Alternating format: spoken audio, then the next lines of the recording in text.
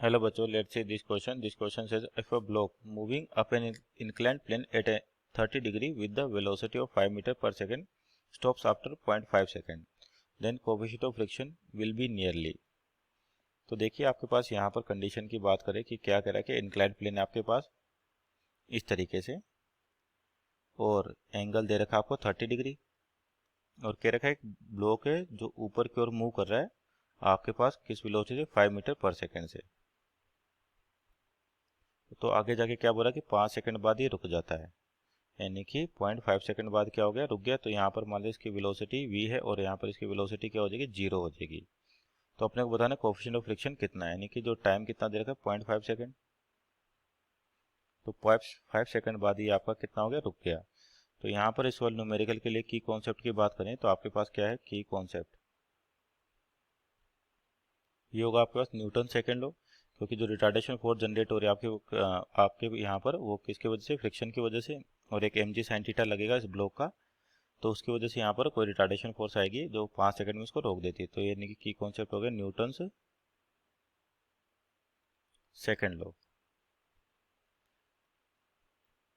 या सिंपल इसको अपन यहाँ पर देखेंगे, जो फोर्स होगा आपके पास की कॉन्सेप्ट की बात करें कि यहाँ पर एक और फोर्स लगेगा mg sin थीटा और ऊपर लगेगा फ्रिक्शन। तो आपके पास यानी कि जो नेट फोर्स आ जाएगा वो कांस्टेंट आएगा, तो एक्सेलरेशन भी कांस्टेंट है। तो यहाँ पर अपन इक्वेशन ऑफ मोशंस को यूज कर सकते हैं। इक्वेशन ऑफ मोशंस कौन सी, जिसके लिए एक्सेलरेशन क्या हो, कांस्टेंट हो आपके पास। तो जैसे तो यहाँ पर इसके फ्री बॉडी डायग्राम को देखें कौन कौन सी फोर्सेस लग रही होंगी आपके पास। एक तो ये आपके पास ब्लॉक है, तो इसका वेट mg जो किधर लगे, वर्टिकल डाउनवर्ड लगेगा, और इस पर नॉर्मल ने अपन ऐसे एक, तो ये एंगल 30 डिग्री, तो आपका ये एंगल भी कितना होता है 30 डिग्री, ये एंगल भी कितना आ जाएगा 30 डिग्री। तो इस mg का एक कंपोनेंट इधर आएगा जो होगा mg cos थीटा, और इधर लगेगी नॉर्मल फोर्स, और एक आपका mg का कंपोनेंट इधर आएगा mg sin थीटा। अब आपका ब्लॉक जो है वो ऊपर की ओर मूव कर रहा है, तो फ्रिक्शन फोर्स है वो भी किधर लगेगी, इधर लगेगी, और जो फ्रिक्शन होगा आपके पास वो काइनेटिक होगा क्योंकि रिलेटिव मोशन है यहाँ पर। तो यहाँ पर देखिए आपके पास 5 सेकंड बाद ये रुक जाता है। तो सबसे पहले इसका रिटार्डेशन फोर्स निकालें अपन। तो इक्वेशन ऑफ मोशन वैलिड है, तो यहाँ से लिख सकते हैं v is equal to U plus A T, v is equal to U plus A T.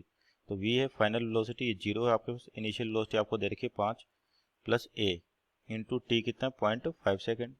तो यहाँ से ए की वैल्यू आ जाएगी -5 डिवाइड बाई 0.5, यानी कि माइनस का 10 मीटर पर सेकेंड स्क्वायर। और माइनस क्या बता रहा है कि आपका जो एक्सेलरेशन है बेसिकली वो इस डायरेक्शन में लग रहा है, नेगेटिव टू या opposite to direction of velocity, जिसको अपन रिटार्डेशन कहें। तो यहाँ पे रिटार्डिंग एक्सेलरेशन हो गया 10 मीटर पर सेकेंड स्क्वायर।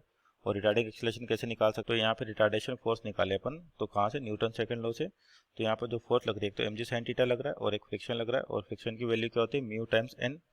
तो यहाँ पर आपके पास फोर्स हो जाएगा, पहले फ्रिक्शन फोर्स निकालें, तो ये होती है आपके पास म्यू टाइम्स n, और n कितना है यहाँ पे mg cos थीटा, तो ये हो जाएगा म्यू mg cos थीटा। जो फ्रिक्शन होगा कौन सा होगा, काइनेटिक फ्रिक्शन, उसकी वैल्यू होती है म्यू टाइम्स n। तो यहाँ से न्यूटन सेकंड लॉ का यूज करें तो नेट फोर्स इक्वल टू कितना होता है, mass into acceleration, mass into acceleration. तो यहाँ पे नेट फोर्स एक तो लग रही है mg sin थीटा, और थीटा कितना 30 डिग्री, तो mg sin 30 degree plus mu mg cos 30 degree, cos 30 degree should be equal to m into A. तो m तो आपका हर जगह से कैंसिल आउट हो गया।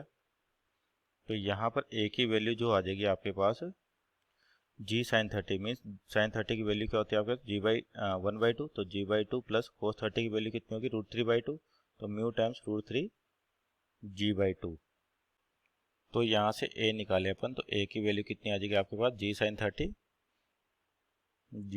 30 plus mu times g cos 30। तो आपको यहाँ पे कोफिशिएंट ऑफ फ्रिक्शन चाहिए, तो यहाँ से म्यू की वैल्यू क्या हो जाएगी a minus G sine 30, a minus G sorry a minus G sine 30 G sine 30 divide by क्या हो जाएगा जी कोस 30, जी कोस 30। तो यहाँ से म्यू और a की वैल्यू कितनी थी आपके पास 10, तो 10 minus g/2 that is 10/2, g की value approximately 10 divide by g that is 10 into √3/2। तो इसको सोल्व करें आपके पास, तो म्यू की वैल्यू आ रही है आपके पास लगभग 0.6। तो जो आपका कोफिशिएंट ऑफ फ्रिक्शन हो जाएगा 0.6। So our final answer is 0.6। और यहाँ पर देखें तो ऑप्शन नंबर आपका 2 करेक्ट आंसर होगा। Hope you understood well, best of luck.